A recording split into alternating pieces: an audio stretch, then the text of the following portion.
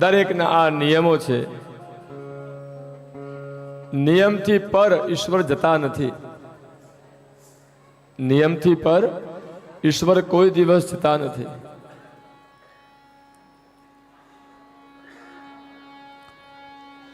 એ હાથી, એ મગર, એ બધા પૂર્વ જન્મના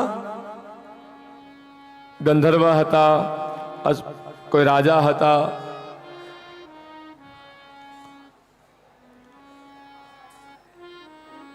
જે મગર છે એ હુ નામનો ગંધર્વ હતો. પૂર્વજન્મની અંદર ઋષિઓના શ્રાપ દ્વારા એને આ અવતાર મળ્યો. જે હાથી હતો એ પાંડવ વંશની અંદર ઇન્દ્રદ્યુમ્ન નામનો રાજા હતો. એને પણ ઋષિઓના શ્રાપથી એને ગજેન્દ્રનો અવતાર મળ્યો. આ બધાને પણ મોક્ષ ભગવાને કેમ આપ્યો?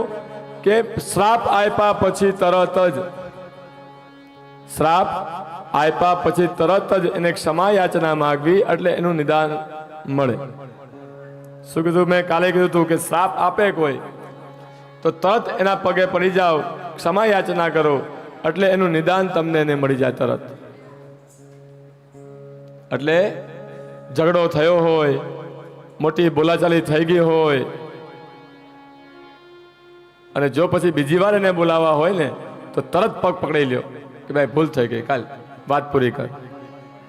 અને જિંદગીભર ન બોલાવે હોય તો વયા જાવ ઘરે, તો એ જિંદગીભર તમને નહીં બોલાવે. આ બે શબ્દ છે. આ જે શ્રાપ છે અને ક્રોધ છે એ બંને સેમ છે, બંને એક સરખો છે.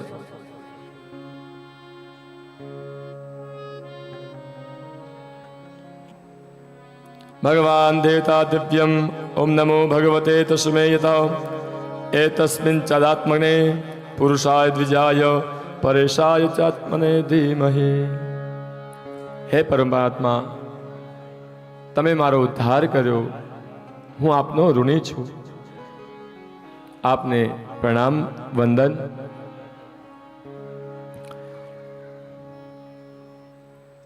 ચોથા મનુની અંદર હરિ આવ્યા.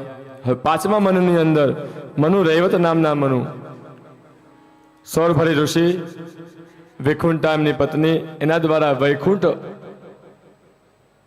ભગવાનનો જન્મ થયો. લક્ષ્મીને વૈકુંઠાધિપતિ વૈરા અને વૈકુંઠની સ્થાપના કરી. વૈકુંઠ કોણે બનાવ્યો? વૈકુંઠ ભગવાને. આ પાંચમા મનુની અંદર બન્યો વૈકુંઠ. છઠ્ઠા મનુની અંદર મનુ ચાક્ષુ આવ્યા. મનુ ચાક્ષુ, વૈરાજ નામના મનુ, એમને ત્યાં અજિત અવતાર, કુર્મ અવતાર, અમૃત આદિ જે ક્રિયાકર્મ થયા એ આ મનુમાં થયા. પરીક્ષિતે પ્રશ્ન પૂછ્યો કે પ્રભુ, ભગવાનને કુર્મ અવતાર લેવાની શું જરૂર પડી? અજિત અવતાર લેવાની શું જરૂર પડી? ભગવાને અને દેવતાઓને અમૃત પીવડાવવાની જરૂર શું પડી? દેવતાઓ તો બળવાન હતા. તો ભગવાને કહ્યું કે હે રાજા પરીક્ષિત,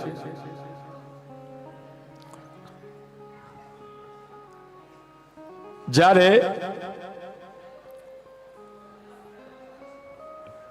અશ્મા ભવતમ દેવ્યમ આસુર્યા ભવત્વયમ આક્રંતા મહદ્દેવ્યમ સત્તાત્માનમ પરાસ્પતિ.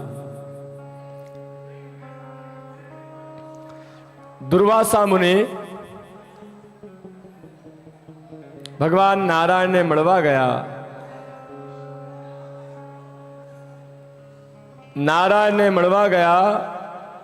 નારાયણે એમને વૈજયંતી નામની માળા ગળામાં પહેરાવી.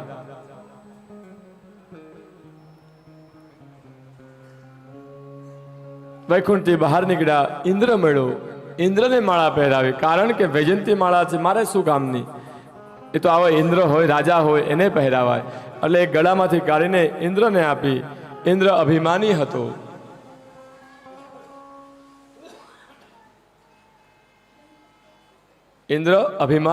એટલે એને છોડી દીધી હાથીની ઉપર. હાથી પણ અભિમાની હતો. હાથીએ સૂંઢમાં લઈને પગમાં કચડી લીધી. એટલે મુનિએ કીધું કે હે ઇન્દ્ર, તું આટલો બધો અભિમાની છો કે તને કઈ માળા અને શું સ્વાગતમાં ખબર પડતી નથી? જા તું શ્રીહીન થા. અને એ જ સમયે ખબર પડી બલિરાજાને કે ઇન્દ્ર શ્રીહીન થયો છે, એટલે કે રાજ્યહીન થયો છે. એટલે ચડાઈ કરી ઇન્દ્રલોકની અંદર. ઇન્દ્ર લઈ લીધું, દેવતાઓને માર મારીને બહાર કાઢ્યા છે. આવ્યા બ્રહ્માજી પાસે. બ્રહ્માજીને કહે કે ભાઈ ઇન્દ્રએ આવું કર્યું છે.